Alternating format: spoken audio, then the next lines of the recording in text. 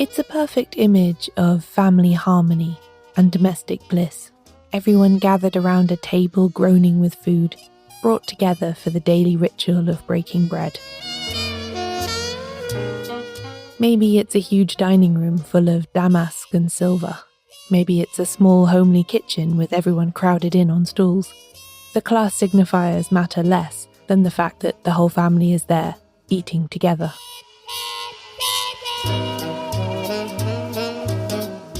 Except, too often, in a detective novel that is, these jolly family dinners aren't quite what they seem. There's resentment about inheritance simmering below the surface, and extramarital affairs being conducted under spouses' noses. Long-held grudges from childhood hover in the background, all the more dangerous now that everybody is all grown up. Still, as long as everyone can stay civil and eat together, they can pretend that everything is just fine. That is, until somebody clutches their throat, turns blue in the face, and falls forward into their soup. Because tonight, you see, we're dining with death.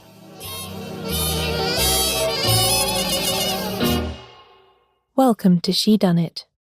I'm Caroline Crampton. A brief note before we go any further. In order to be able to discuss this subject properly, I might need occasionally to hint at whodunit. If you're worried about spoilers, please refer now to the list of books in the episode description, and maybe come back when you've finished reading them.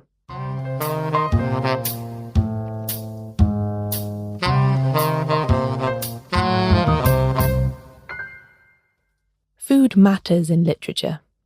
Describing what characters eat and how is an important tool for authors trying to build a world and an atmosphere quickly and without a lot of exposition. You can learn a lot about someone from what they choose to eat and what they leave on the plate, and how they behave during the meal. Food also has a deeper symbolic meaning. It stands for comfort, security, domesticity, and family. There's a reason why, both in real life and fiction, when something terrible happens, our first reaction is to make tea or heat up soup. It's a way of showing love and of taking care of someone. Food can also do a lot of the work in a story when it comes to setting the scene and evoking the period. I have always been interested in the food in Agatha Christie because it was sort of a quite interesting picture of England. So at Bertram's Hotel is full of people sitting in an old-fashioned hotel dining room eating muffins and donuts and crumpets and having big pots of tea, and A Pocket Full of Rye is about a jar of marmalade and about tea time at work and about scones and jam. And there is this sort of picture of England that you get through the food, which I always really appreciated and felt sort of placed me in the stories in a really definite way. This is the food writer Kate Young, the author of The Little Library Cookbook. She grew up in Australia and writes about food herself, so she's always been sensitive to the ways in which it is used in fiction generally, and as a massive Agatha Christie fan, in these novels in particular. In both of the books she mentioned there, food plays a vital role not only in expressing their essential Englishness, but also in delineating period, setting, and character.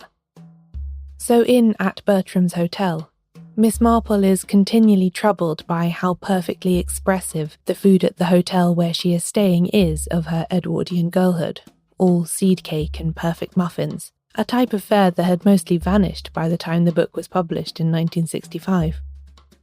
It's all just too good to be true, she feels, as if the afternoon tea service is a performance on stage rather than a real part of life. And of course, it turns out that she's right. The food at the hotel is explicitly designed to give the place a nostalgic atmosphere of the utmost respectability in order to detract from the shady things that are going on. Similarly, in the opening chapter of A Pocket Full of Rye from 1953, we follow a long description of how the morning tea break takes place at an office, learning all the while who is competent and who is not. The ability to make tea with water that is actually boiling is rarer than you might think. The perfect tray is eventually presented to the boss, only for him to collapse and die shortly after taking a sip of his tea. In crime novels, food isn't just a way of setting a scene or evoking a place. Food can also be a means of murder.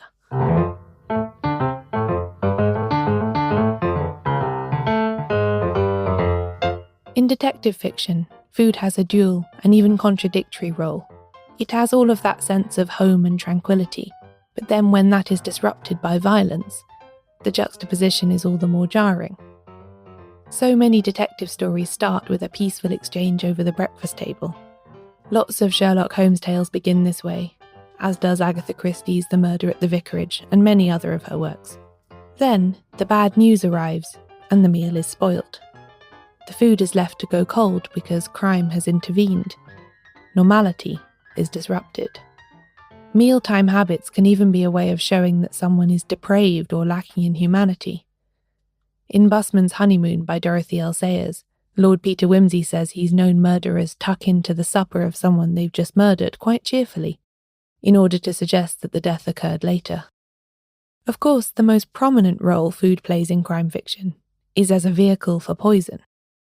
This is the most extreme way that comforting, nourishing food is subverted for evil ends, when the meal itself becomes the way in which the fatal blow is delivered. Here's Kate Young again. A Pocket Full of Rye is a really good example of that. There's these extraordinary breakfast that is described, and then a really lovely afternoon tea, both of which are how the two characters who enjoy those meals, so the breakfast meal and then the afternoon tea, that's how they're murdered. There's poison slipped into tea and poison put into a pot of taxine from the yew berries in the trees outside that is put into the pot of marmalade. So it is a really grim and eerie look at food, which is supposed to be this warming, wholesome, comforting thing. I think particularly like lovely breakfasts at home and an afternoon tea service in your library are supposed to be it's sort of things that you could just eat and enjoy that happen every day, and suddenly are the result of somebody getting murdered. It is a really interesting thing, and the descriptions of those meals, because they keep returning to them and considering how that poison could possibly have been administered, it is really interesting to keep returning to that table and how it was set. Agatha Christie in particular liked using this means of murder in her books. Just under half her plots involve a poisoning of one kind or another. Partly this is because the use of poison can just make for a more interesting plot, and it also fits into the mostly bloodless kind of violence preferred by the crime fiction of the 1920s and 30s. Incidentally, most descriptions in these books of poisoned victims' deaths skate over some of the more unpleasant symptoms, like excessive vomiting and diarrhea. Euphemisms like violently unwell appear instead. If you're interested in getting all the gory details about what really happens when you swallow a lethal dose of something, I recommend reading scientist Catherine Harkup's book A is for Arsenic. Poison is a frighteningly easy way of killing someone. It's quiet, it doesn't require excessive physical strength, and in some cases the deed can even be done at second hand, so the murderer doesn't have to be present to administer the dose themselves. There are countless examples of this, and I've always found them to be some of the most terrifying deaths in detective fiction. There's Aunt Julia in Marjorie Allingham's Police at the Funeral, who dies because one of her weight loss pills has been poisoned and then put back in the packet, and the murderer is just waiting for the morning when she happens to swallow that one. Or Rex Fortescue in A Pocket Full of Rye, as Kate said, dead because of poison his housemaid put in his marmalade because her boyfriend told her it was a truth serum. Or Anne Johnson in Agatha Christie's Murder in Mesopotamia, who wakes up thirsty in the night and downs the glass of water by her bed, except the murderer has replaced it with hydrochloric acid, and she dies in burning agony. This last one scared me for months after I read it as a child.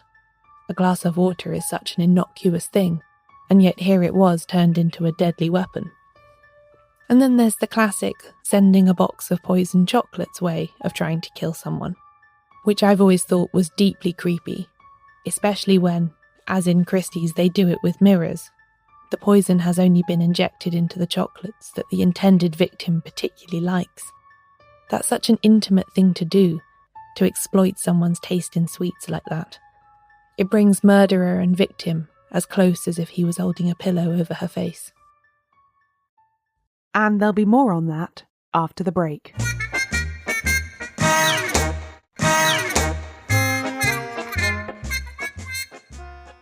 Another reason why Christie used poison so often in her plots is because she had professional knowledge to draw on. During the First World War, she volunteered as a nurse in a hospital in Devon and ended up working in the dispensary there.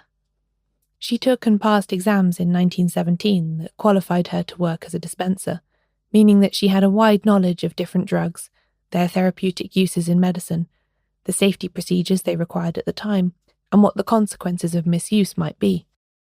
She gave this exact job to a character in her first novel, The Mysterious Affair at Styles. Cynthia Murdoch is a dispenser in a hospital, and her knowledge of and proximity to dangerous compounds like arsenic and strychnine is vital to that book's plot. Christie remained interested in pharmacy long after the war was over, collecting books on the subject and keeping up with the latest research. During the Second World War, she again volunteered as a dispenser, updating her training with further study and working at least 2 days a week at University College Hospital in London. This is why Miss Marple is so extremely knowledgeable about poisons and their antidotes, sometimes to a degree that slightly stretches credulity, such as in the short story The Thumb Mark of St. Peter, when she immediately knows that a dying poisoned man is trying to call for the compound pilocarpine to counteract the fatal dose of atropine drops he's just ingested. Christie even corresponded with specialists throughout her writing career to make sure she got the details of her fictional poisonings absolutely right. Largely, she did, unlike some other less well-versed detective novelists. The Pharmaceutical Journal reviewed The Mysterious Affair at Styles and said that this novel has the rare merit of being correctly written, which was an accolade Christie remained proud of her whole life. When poison has been used, the food that carried it is subject to much greater scrutiny than it would otherwise get in a novel. It ceases to be part of the background and comes sharply into focus. Again, it's a macabre parody of the virtuous attention to detail a good cook would pay to the creation of a meal. Analysts pore over small samples of crucial dinners, and detectives quiz the diners about the precise details of who ate what and when.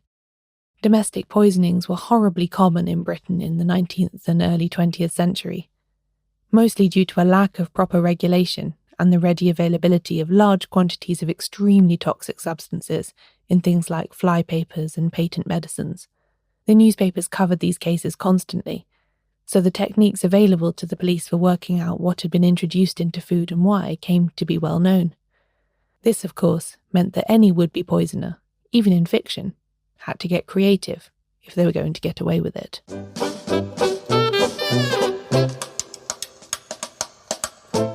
For me, the most infamous meal in detective fiction is served in the Dorothy L. Sayers novel Strong Poison, first published in 1930. This book actually opens not with a disrupted breakfast, but with a courtroom drama. A young detective novelist by the name of Harriet Vane is in the dock, being tried for the murder by poison of her lover, Philip Boyes. She absolutely denies the charge, and Lord Peter Wimsey, watching from the public gallery, believes her, although the judge and most of the jury seem convinced of her guilt. Fortunately, both for the reader and this nascent sleuthing romance, the trial falls apart when the jury is unable to reach a unanimous verdict, giving Wimsey time to investigate properly. The tale he discovers all turns on this one dinner, the last meal that Boyes ate before he succumbed to the effects of arsenic poisoning and died. It was served at his cousin Norman Urquhart's house, and the description of all the courses, a cup of cold bouillon to start, then a piece of turbot with sauce, followed by a poulet en casserole, and finally a sweet omelette, actually made at the table by the murder victim himself using a spirit lamp and a chafing dish, is detailed and elaborate. Reading it, you can feel your mouth watering, until you remember that some part of this dinner actually killed someone. Both Boyes and his cousin ate some of everything, and all the dishes bar the omelette were also eaten by the servants. When Boyes is taken ill later that evening, Urquhart even takes the precaution of preserving as much of the meal as possible for testing, despite the fact that to start with, there is no suggestion of poisoning. As Wimsey puts it towards the end of the book, "Did you ever hear of a meal hedged round with such precautions? It's not natural. The extreme focus and preparation around this one meal is suspicious, and that's what ultimately leads to the detective discovering the solution.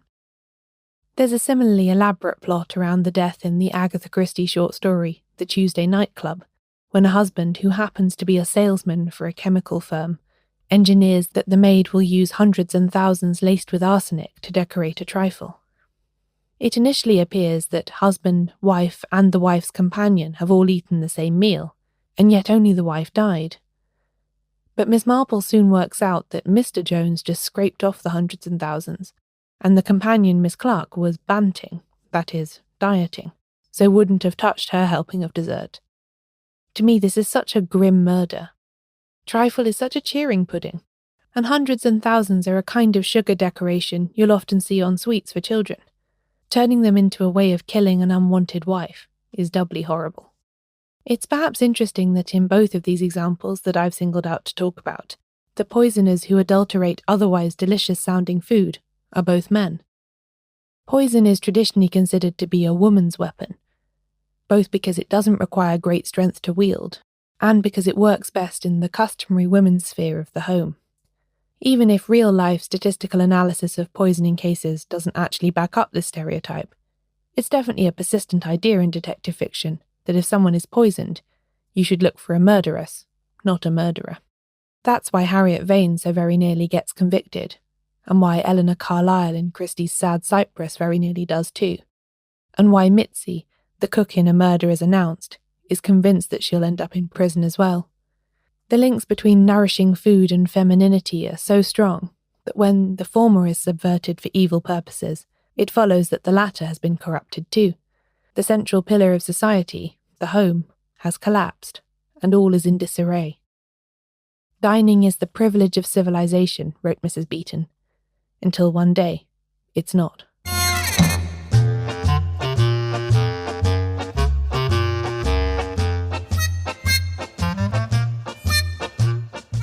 Yet despite all of the ghastly poisonings in detective novels, we still love reading about the food.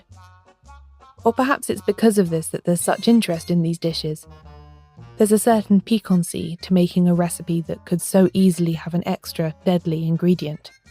Whatever the reason, there are plenty of books that exist to cater to our desire to replicate the food we read about in whodunits.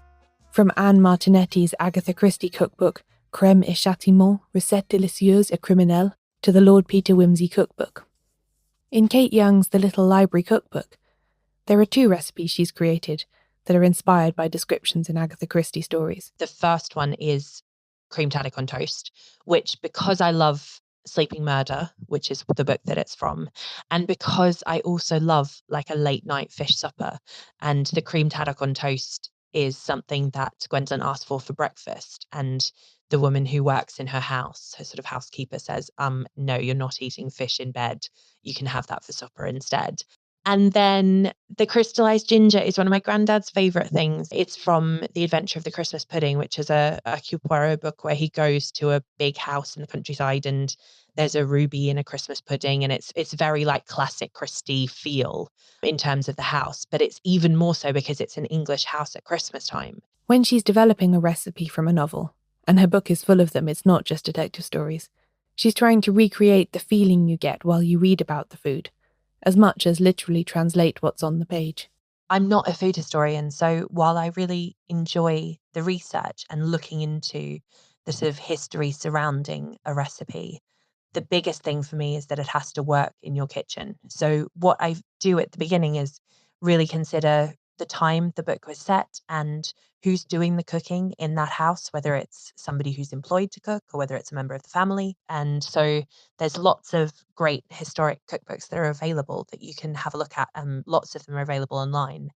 And I play around with different ingredients and different methods and have a think about social class and what access to ingredients that character might have had. And then all of that kind of gets thrown away when I come to write the recipe because it needs to work in 2018, 2019. So I know this is a non-Christie example that I'm going to talk about, but the roasted goose in A Christmas Carol that Mrs. Cratchit makes for their family on Christmas Day is roasted over a spit. And if I put a recipe for roasted goose in the book that said, okay, ready your spit. Nobody's ever going to make it. And so it needs to be something that's going to work in your kitchen now, that has an essence or an understanding or a bit that is from that book, without being sort of really adherent to the cooking methods and ingredients at the time.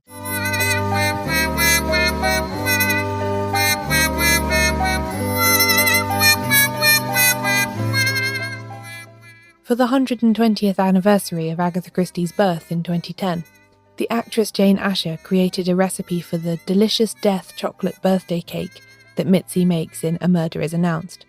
The recipe describes it as a cake with an intense, forbidding, dark Belgian chocolate centre, which is lifted by the unexpected sharp zing of its brandy-soaked cherry and ginger filling. In the book, someone is found dead after eating this rich centrepiece of the birthday tea. But in real life, people queued up at the Agatha Christie Festival in Devon that year to grab a piece. Perhaps risking death is worth it, if the cake is especially delicious.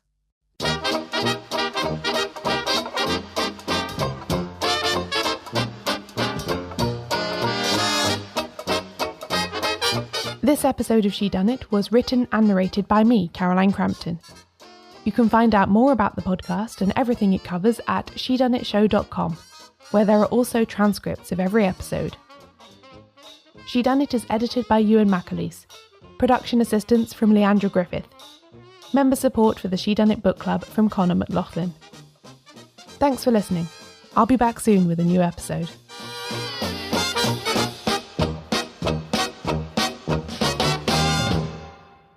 Next time on Shedunnit, the rules.